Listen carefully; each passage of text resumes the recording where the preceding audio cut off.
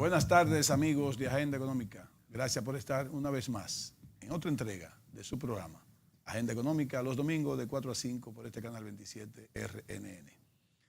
Este programa será compartido con Ivanhoe N.G. Coltiña, economista, asesor, consultor, ex Procurador General Contralor General de la República, ex Superintendente de Valores y ex Superintendente de Bancos, entre otras funciones que ha ocupado, me imagino, esas son las más destacadas, ¿no? También fui tesorero nacional. Tesorero nacional. Pero más que todo eso, lo que soy es economista. Economista. Pero es bueno que sepan. Sí, porque de los cargos a uno lo quitan, pero el título no me lo pueden quitar. Pero lo digo por la experiencia que uno adquiere en los puestos, ¿no? Sí, se aquilata. Y el Estado enseña mucho.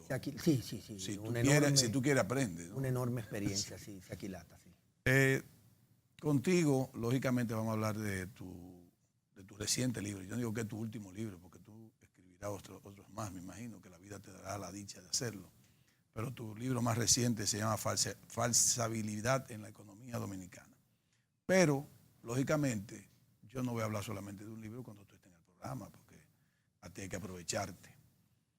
Y comienzo con algo. Recientemente, el expresidente de la República, Hipólito Mejía, parece que dentro de las cosas que él tiene que buscar para entretenerse, o para entretener a alguien, a la población, le sale públicamente con una exigencia, Leonel, de que explique los fondos con los que mantiene a Funglode y con lo que hizo Funglode. Yo tengo mi opinión al respecto, pero tú fuiste funcionario, tú eres PLDista, eres miembro del Comité Central y fuiste funcionario de los gobiernos de Leonel Fernández y duraste, aunque sea pocos meses, en el primer gobierno de Danilo Medina. Pero tú además eres muy amigo de Leonel, muy cercano a Leonel, conoce a Leonel en lo personal, en lo profesional, como presidente. ¿Qué te parece este nuevo circo de Hipólito Mejía? Porque no tengo otra definición. Mira, la declaración del expresidente de la República, el señor Hipólito Mejía, se enmarca dentro de lo que ha sido siempre su conducta, la de ser un político con un alto riesgo público. Es una amenaza pública. Y lo digo no por hacer una expresión llamativa, catastrófica, espectacular. No.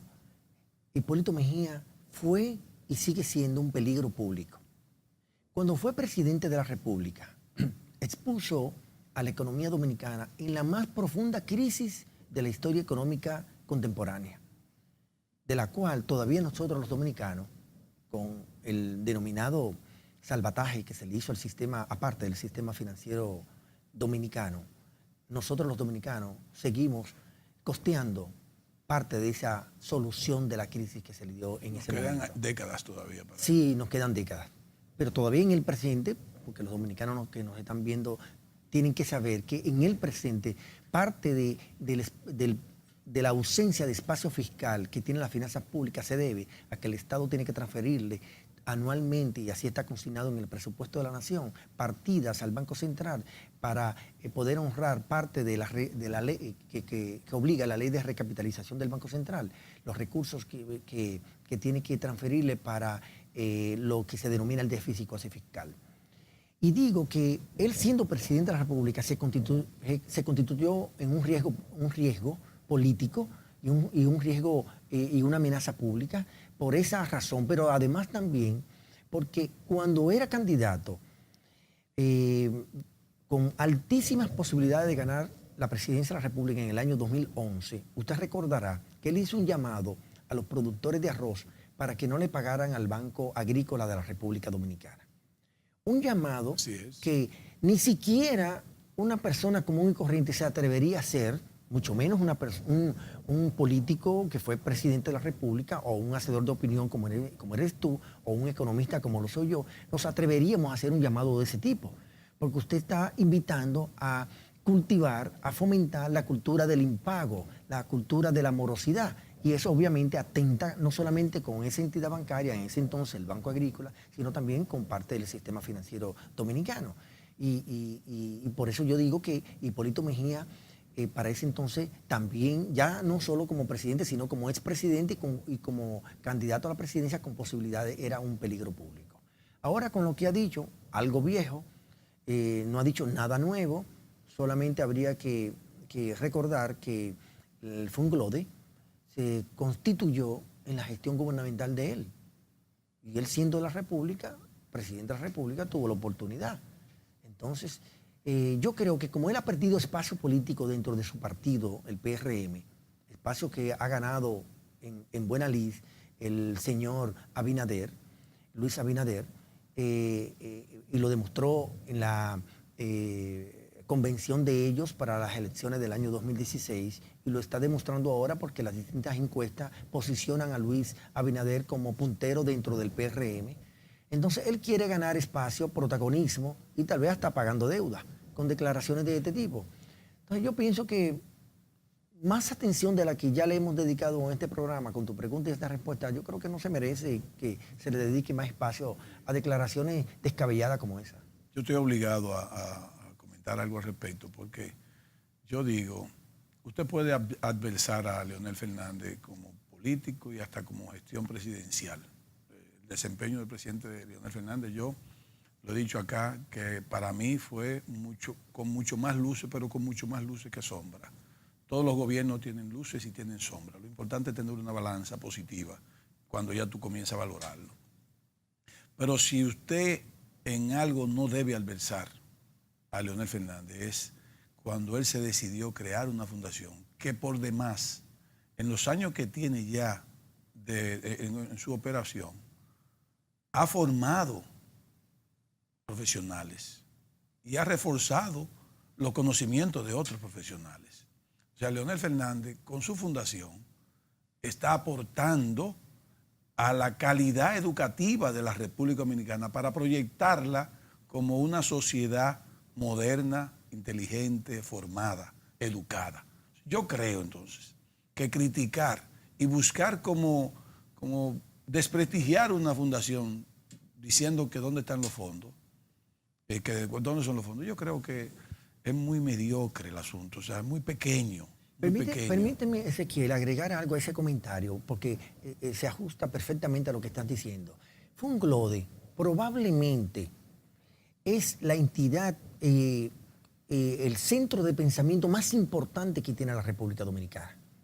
Ahí se produce constantemente documentos, bibliografía en el ámbito de las ciencias, de la medicina, en el ámbito de la economía, de la tecnología, del arte, de la cultura.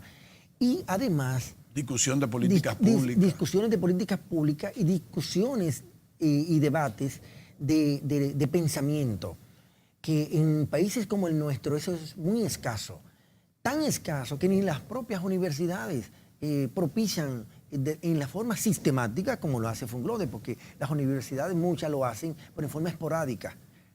Y usted ve a Funglode siempre con presencia pública en forma propositiva, ¿no? Construyendo todo un acervo cultural y de conocimiento que crea lo que podríamos denominar un activo intangible, que de seguro que el señor Mejía no es capaz de medirlo. Así mismo. Sí. Pasemos entonces. Voy a dejarlo de tu libro para el próximo segmento. Voy a aprovechar este segmento ya que no hablamos de tu libro, para hablar un poco del informe del Banco Central y sobre todo para hablar de un poco de la tasa de política monetaria que tú en tu artículo del periódico El Dinero del jueves pasado, tú hiciste unos comentarios, unas exposiciones al respecto, para que pueda, bajo este programa, dar tu opinión. ¿Cómo no? De lo que es la tasa de política monetaria, qué tú crees, por qué el Banco Central tuvo que aumentarla y los números de crecimiento. ¿Cómo no? Fíjate, el público debe saber que la tasa de política monetaria es el principal instrumento de política monetaria que tiene el Banco Central. Cualquier banco central del mundo, incluyendo la Reserva Federal en el caso de los Estados Unidos. Que la dejó frisada en 1.75-2. Pero previamente la había aumentado. Correcto. ¿No? En este año 2018 la ha aumentado 2 veces. Exacto. Entonces, el Banco llegó a 0.25, recordemos, sí, que la tasa de política monetaria de la Reserva Federal llegó hasta 0.25. Así es. Así es. Y la última vez que lo hizo, en el caso de los Estados Unidos, lo hizo porque ya habían presiones inflacionarias. La inflación estimada en los Estados Unidos para el año 2018 está situada en 2.1 Sí. y sin embargo a junio del 2018 está en 2.47, es decir, Sí. ya la inflación observada está por encima de la estimada. Y esa es la razón que explica el por qué la FED ha ido ajustando hacia el alza la tasa de política monetaria de ese país. Lo propio ha hecho la República Dominicana, en este caso el Banco Central. Como está el problema de las presiones inflacionarias internacionales, precisamente con la inflación de los Estados Unidos, nuestro principal socio comercial. Por otro lado, con la apreciación del dólar en los mercados internacionales. De igual manera, la elevación del precio del barril del petróleo, que se ha situado por encima de lo que se ha estimado en el presupuesto de la Nación del 2018. Y con un agravante de la escaramuza, o más que escaramuza, ya el inicio de la guerra comercial de los Estados Unidos imponiendo elevados aranceles a las importaciones provenientes de China y viceversa, y también de Europa. Entonces, hay un entorno internacional que no es exactamente igual de los primeros 6 meses de este año y los últimos 6 meses del año anterior. Entonces, ese entorno internacional, obviamente las autoridades locales lo toman en cuenta.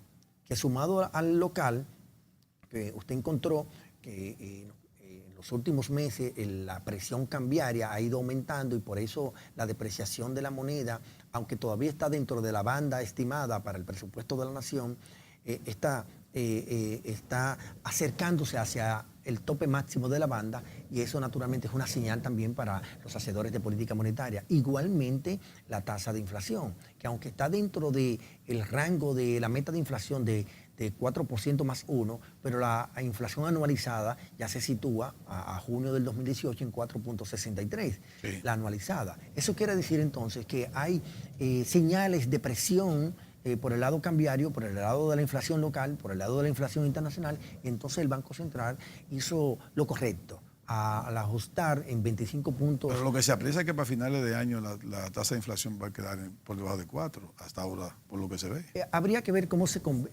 comporta la inflación internacional. Si esto continúa, el aumento de los precios de commodities y particularmente del petróleo y de la inflación en los Estados Unidos probablemente ronde por primera vez desde que se estableció la meta de inflación en la República Dominicana, que fue en el año 2012, por primera vez pudiera estar situándose dentro del tope máximo o el techo de esa meta. Tú en el artículo en cuestión, tú mencionas que cuando la tasa sube, reacciona rápido la subida de tasas activas y pasivas cuando sube la tasa de política monetaria, pero cuando baja se tarda, coge como un delay, por así decirlo en inglés, de un mes más o menos.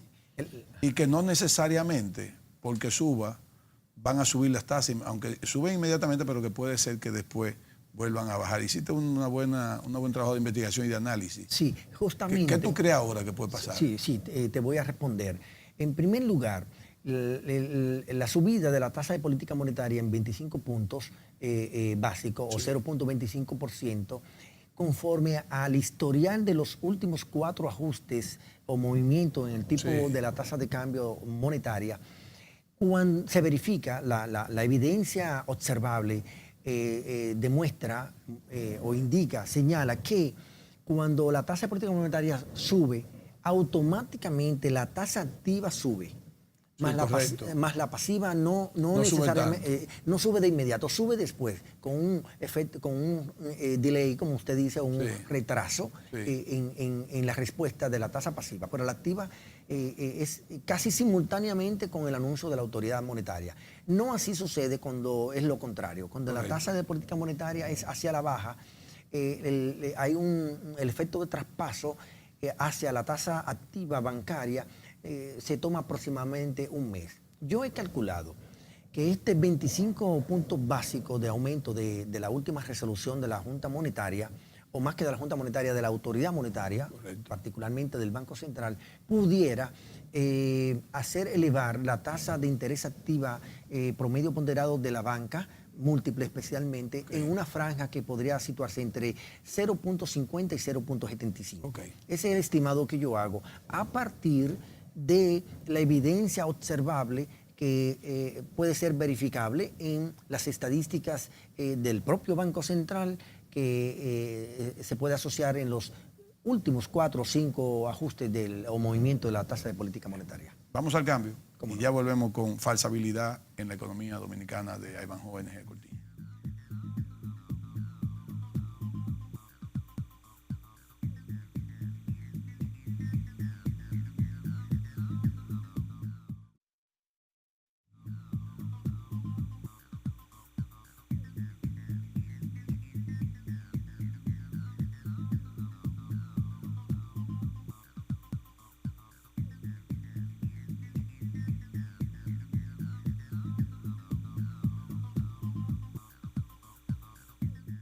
Fíjense que tengo acá en mis manos falsabilidad en la economía dominicana. Vamos a hablar de esto, de este libro que fue escrito bajo investigación durante 1 año y medio por Ivanhoe Energía Cortiña.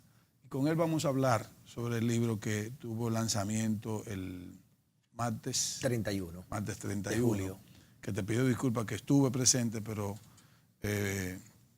no me pude quedar porque se me presentó otro asunto que no podía decirle que agradezco pero sí fui y me senté tranquilo ahí esperando que así que me disculpa. Tú sabes que yo no lo he leído el libro todavía porque yo allá cuando compré uno, tú me trajiste gracias por hacerlo porque me lo dedicaste, y comencé a leerlo. No he leído completo, sin embargo voy a quedar mucho en lo que es el índice, pero hay una parte que a mí me interesa empezar con él, que no es necesariamente la primera sino de las últimas. Falsabilidad en el gasto público. O sea, yo quiero que tú me abundes sobre eso porque se ha creado un mito sobre el gasto público. Le han dicho muchas veces a los gobiernos del PLD que maneja mucho dinero y que gasta mucho, que debería gastar menos. De hecho, hay una ley de responsabilidad fiscal que es muy buena que exista porque ya que los gobiernos del PLD han puesto a gastar mucho, bueno, pues está bien, perfecto, supervisémoslo, vamos a hacer responsabilidad, vamos a justificar el gasto, no importa. Pero es necesario que un Estado dominicano sea un Estado que gaste poco. O sea, ¿es positivo gastar poco? ¿Es positivo gastar mucho? Tú sabes que desde que Milton Friedman empezó a promover y toda la corriente neoliberal que estuvo detrás y a partir de ahí, ganó mucho espacio en los pensadores de la economía, ganó mucho espacio en el mundo acerca de que los gobiernos tenían que ser pequeños. Y tú sabes que cuando hablamos pequeños y débiles. Sí, bueno, no sé si débil, pero al menos pequeño. Y cuando se habla de pequeños débiles, pues, de gobierno pequeño, pues obviamente está haciendo referencia a que el gasto público tiene que ser mínimo, ¿no? Y si hablamos de un gasto mínimo, pues también debemos hacer referencia de un gasto óptimo. Cuando decidí abordar ese tema dentro del libro y a partir del método que utilizo basado en Karl Popper, que lo que él denominó la falsación o la falsabilidad, que es un ejercicio de refutación y corroboración de un argumento que usted presenta como una creencia generalizada y que usted la refuta en base a datos, no en base solo a juicios. Entonces resulta que en la investigación que realicé, no solamente para la República Dominicana, sino para todo lo que aparece en Internet, yo no encontré en ningún lugar que haya establecido un parámetro internacional del tamaño del gasto público para cualquier país. No importa que sea desarrollado, subdesarrollado o en vías de desarrollo. O sea, no hay un parámetro de referencia. Sí, no hay que per cápita tanto. Por lo menos no lo encontré. Yeah. No lo encontré. Y el Internet es toda una ventana, ¿no? Sí. Y si aparece algo, sería el cisne negro de ese tema. Pero yo creo que, por lo menos en la República Dominicana, no existe un parámetro de referencia. Y ya dije que me atrevo también a asegurar que también internacionalmente no hay un parámetro de referencia que usted diga, bueno, mira, el porcentaje del gasto público como proporción del PIB debe ser, por decir un número, 40%, o 30%, o 20%, o 50%. El que haya entendido las buenas prácticas internacionales de los hacendistas o conocedores de la hacienda pública. Como no hay entonces un parámetro de referencia, se hace difícil usted decir cuándo un gobierno tiene un gasto excesivo. Cualquiera me dirá, bueno, un gobierno tiene gasto excesivo cuando sus gastos están por encima de sus ingresos. Pero es una respuesta simple. Porque yo pudiera enfocarlo del otro lado. Bueno, es verdad, el gasto está por encima del ingreso. Pero es que el ingreso es insuficiente porque hay evasión, porque hay elusión, porque hay una ineficiencia administrativa en la administración tributaria.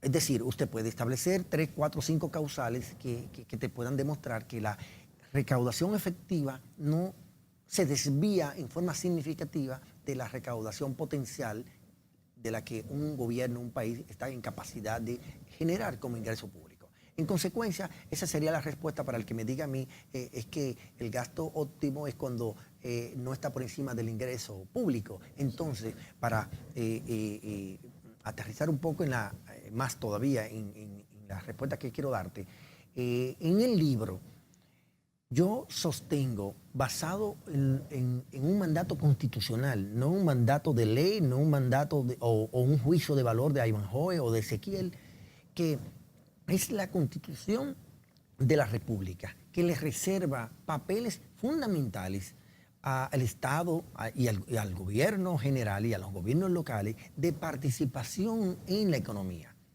Entonces, como es la Constitución que manda a que el Estado tenga un papel importante en la economía, pues obviamente de entrada lo que tenemos que empezar a analizar es cuáles son las delegaciones que le hace la Constitución de la República a los gobiernos para que intervengan en la economía. Y para intervenir en la economía necesariamente tiene que ser con recursos.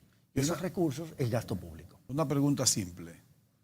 ¿Será posible armar un presupuesto con menos dinero? O sea, en vez de 810.000 millones y tal vez el año de 2019 sean 900.000 millones. Mira, armarlo de 600.000. Yo hice un cálculo en estos días por una presentación que hice y la carga fija del presupuesto de la nación alcanza el 85%. Es decir, de cada 100 pesos que le entra al gobierno, 85%, el 85 pesos están comprometidos. Eso significa... Eso incluyendo los pagos de deuda. Todo lo que es carga fija. Aquí podemos hacer un prontuario y hasta un programa de eso. Entonces, ese 85% o el equivalente a 85 pesos de 100, lo que significa es que cualquier gobierno, el que venga, el pasado, no tiene holgura para manejarse como gobierno, para hacer gestión y dar respuesta a las demandas sociales que tiene la población dominicana, que son justas en la mayoría de los casos, pero que se ven como que no son atendidas por los gobiernos por irresponsabilidad de los gobiernos. Y la parte mediática a veces no ayuda mucho porque se enfoca más en la parte del ruido, de decir y criticar a los gobiernos, no estoy hablando de un gobierno, a los gobiernos en general, no importa el partido que sea, sin detenerse a pensar en ese tipo de situaciones, de la restricción presupuestaria, del peso de la carga fija del presupuesto de la nación, que ata a cualquier administración pública, incluso la que venga para el 2020 probablemente sea peor que de este número que acabo de darle. En consecuencia, por eso, en más de una oportunidad lo hemos dicho, el país necesita un pacto fiscal. Sí. ¿Qué te llevó a escribir este libro? O sea, ¿por qué este libro? Mira, ¿por qué no otro y sí este? Qué buena tu pregunta, porque yo creo que en algún momento alguien en el ámbito de la economía se le tenía que ocurrir producir o tratar de hacer un aporte como este, el de la falsabilidad de la economía dominicana, que se puede aplicar el concepto de falsabilidad a cualquier área o a cualquier problema, como le llama Popper. Popper no le llama temas, le llama, o Karl Popper, el austríaco, no le llama temas, sino problemas. Y eso es lo que yo abordo en mi libro, problemas económicos. Sí. Entonces, ¿qué me motivó? Bueno, a escuchar tantas veces que se digan cosas que no son correctas. Y que yo mismo también caí en el error. Yo le voy a poner un ejemplo de la que yo mismo caí en un error. Porque digo que yo mismo caí en un error para que sepan que yo no estoy criticando a mis colegas. y a los hacedores de opinión, sino que yo también caí en ese error. Porque también caen... Se cae por inercia. Sí, por inercia, por costumbre, por la razón que usted quiere explicar. A cualquiera de nosotros que se nos pregunte, ¿cuál es el pico de la demanda de dólares en la República Dominicana? O sea, ¿cuál es el momento en que el país demanda más dólares? Sí. Y la respuesta que todo el mundo te va a dar, desde el Banco Central, entre enero y marzo. No, te van a decir, bueno, enero y marzo es parte de ello, porque forma parte del ciclo de reposición de inventario. Y luego la otra complementaria a esa, que no es contradictoria, sino complementaria, agosto. Sí. Porque también es para reponer inventario. El estribillo es que el aumento de la demanda de dólares se produce en los momentos de cambio de inventario. Y los cambios de inventario se producen en los primeros meses del año y a mediados del octavo mes. Esa es la creencia generalizada. Entonces yo dije, vamos a someterlo al concepto de falsabilidad, al método de falsabilidad. Ya. Construí una base de datos de 163 meses para ver si eso era verdad. Sorpresa para mí porque salí convencido que de esos 163 meses, casi en forma absoluta, el mes de mayor demanda de dólares en la República Dominicana es diciembre. Estoy hablando casi de 12 años. 13 años. 13 años. Entonces, no el juicio de Ivanhoe, no el juicio de Ezequiel. Es la realidad. Es la evidencia empírica observable, es decir, la realidad. La realidad que están sustentadas en datos. Ahora, si los datos oficiales no son correctos, bueno, pues entonces yo me aparto. Y yo no tengo calidad para descalificar esos datos. Exacto. Porque para yo descalificar un dato oficial, yo tengo que tener un dato alternativo, sistematizado, ¿no?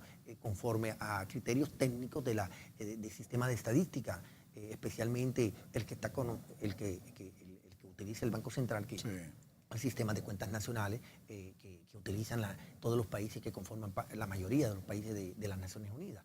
Entonces, no estamos hablando de cualquier cosa, ¿no? En consecuencia, ejemplos como este que te acabé de indicar, que desmontan parte o desmitifican creencias generalizadas que nosotros lo damos como hecho cierto y que, por lo tanto, hasta nos enorgullecemos de que demostramos tal cosa porque la demanda de dólares, fíjate, bueno, es posible que pueda darse un caso particular, aislado, pero no es sistemático, porque ya le hablé, 156 meses, más de ahí no se puede pedir. Vamos a hacer una pausa, pero antes de eso, te quiero hacer una pregunta sobre el libro. ¿Sería para ti una sorpresa o es un objetivo que este libro se convierta en una consulta en todas las universidades para todo aquel que estudie economía?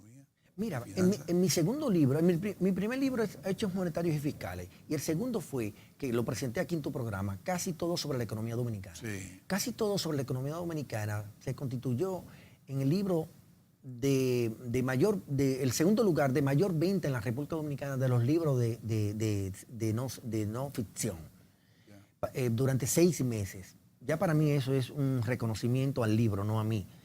Y naturalmente las universidades tuvieron mucho que ver con la demanda de ese libro. Los estudiantes, los profesores. Sí, que lo recomendaban los profesores. Por supuesto. Yo aspiro que este tercer libro, Falsabilidad en la Porque se convierte en un instrumento de discusión. Yo entiendo que sí, que es un libro que invita a la discusión. El prologuista del libro, que es Virgilio Malagón, así lo dice en su prólogo, y también lo dijo la noche que lo pusimos a circular. Sí, porque es un asunto que rompe esquemas de pensamiento. Yo diría que sí. Sí, o sea, yo diría que sí. Hay gente que no va a estar de acuerdo, hay otros que sí comienzan a discutir, la discusión.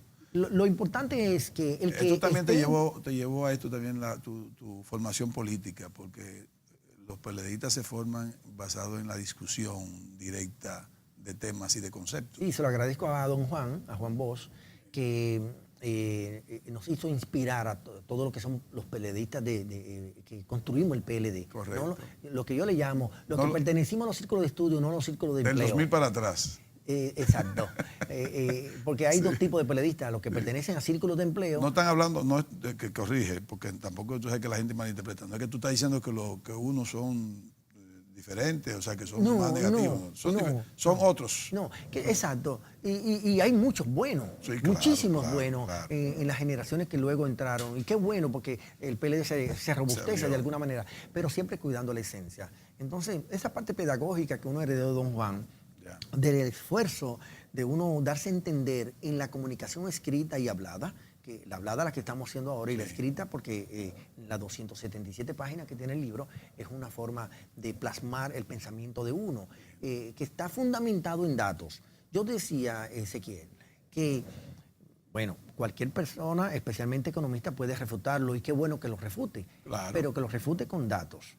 Porque el juicio de valor cabe en cualquier mesa, Claro. en cualquier gaveta, en cualquier casa, en cualquier biblioteca. Pero fíjate que tú abres ya la posibilidad de la discusión. Sí, sí, y ojalá, creo que ya una universidad me contactó o estamos en conversación para generar una discusión de ese tipo. Correcto, correcto. Vamos al cambio, el último cambio, y venimos ya con la conclusión del programa.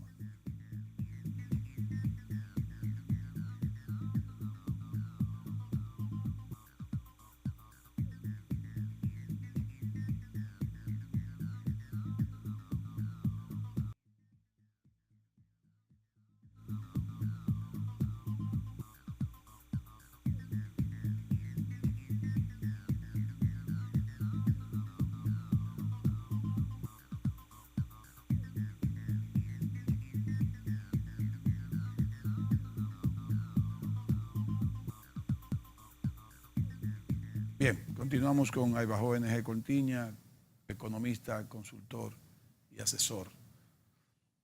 Y estamos hablando con él de su libro Falsabilidad en la economía dominicana. Hay un tema más sobre tu libro que a mí me llamó mucho la atención. De hecho, es la primera falsabilidad, como le llamo yo, que es la falsabilidad en la depreciación de la moneda. Sobre todo porque una parte del sector exportador de muchos países entienden que depreciar la moneda incentiva las exportaciones porque ayuda a ser más competitivo. Y tú precisamente, yo eso lo leí bastante bien, tú precisamente en eso refuta y dices, bueno, es una falsabilidad. Sí, ciertamente.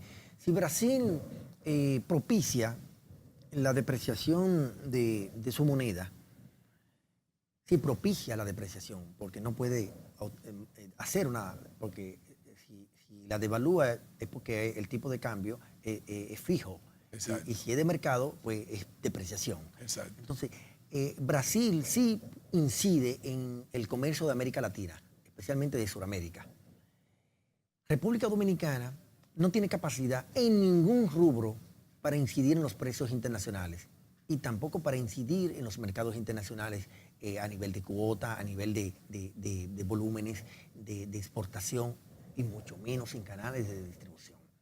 Entonces, como nosotros no tenemos capacidad de esos tres renglones, en esos tres renglones, pues obviamente la depreciación de la moneda dominicana no, en términos teóricos, no sirve, no es útil para promover las exportaciones. Eso es en términos teóricos.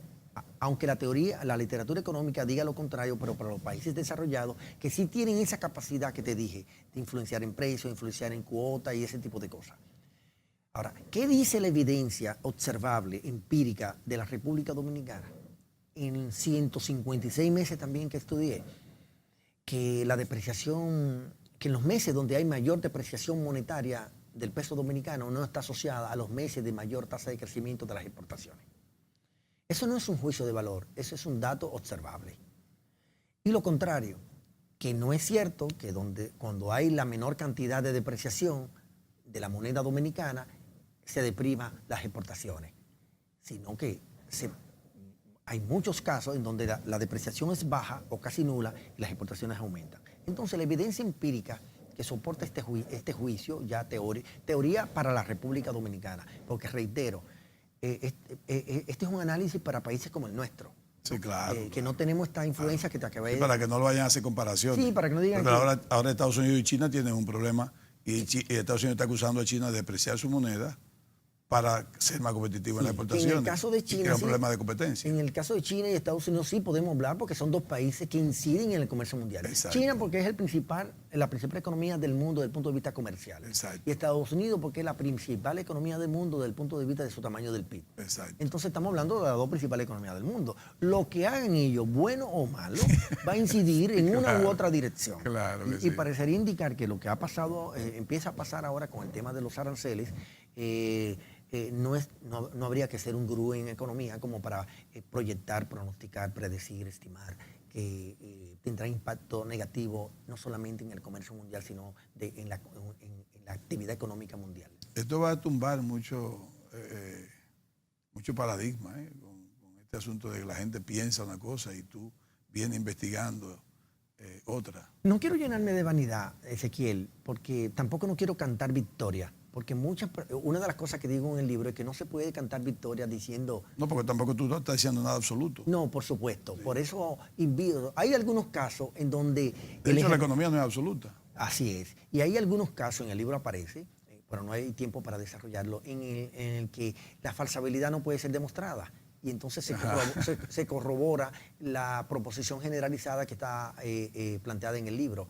Cada tema está acompañado de la definición conceptual, luego de la proposición generalizada o la hipótesis, y luego de la falsabilidad o la falsación o la refutación de lo que se entiende que es la hipótesis. Entonces, ese ejercicio que es el método de Popper, de Karl Popper, a lo que él le llama falsación o falsabilidad, es la que utilizo en cada uno de los problemas que abordó. Entonces, como hago una crítica o una observación a los que entienden que han demostrado algo, bajo el método de Popper no se puede hablar de demostrar, se habla de corroborar, se habla de refutar. Corroborar es cuando usted puede indicar, puede evidenciar que el juicio que usted está planteando es lo suficientemente robusto como para usted poder llegar a conclusiones de verdades que no son permanentes, que son verdades que ahora el nombre no lo encuentro, pero que no son verdades absolutas. Sí. Yo tengo otro tema más porque creo que el tiempo no nos va a dar, pero antes de ese tema, por si acaso, yo necesito saber, este libro tú no lo hiciste para mantener tu familia, ni para hacerte rico, pero por lo menos debe cubrir los costos vendiendo el libro. Aspiro. ¿Verdad? Sí, aspiro, para que no te cueste por lo menos dinero, porque ya por te eso costó agradezco esfuerzo. que tú lo hayas comprado, pese a que te traje uno como regalo, pero ya tú lo habías comprado. Sí, lo voy a regalar. Qué bueno. ¿Dónde se compra este libro? ¿Dónde se puede adquirir? Sí. ¿Cuánto cuesta? En esta primera fase se va a empezar a vender ya en esta semana en la librería Cuesta, tanto de Santiago de los Caballeros como de la ciudad de Santo Domingo, a 600 pesos. 600 pesos. Sí. Bueno, lo que fuimos allá nos costó 500. 500 pesos. Sí. Y en los próximos meses se va a vender en Amazon en la versión digital. Ok. Naturalmente, 600 pesos no representa el costo total del libro. Tal vez el costo físico sí, pero no el costo intelectual. No, lógico. O sea, la parte del activo intangible no lo va a cubrir. Pero para mí sería de gran satisfacción que la gente lo pueda adquirir.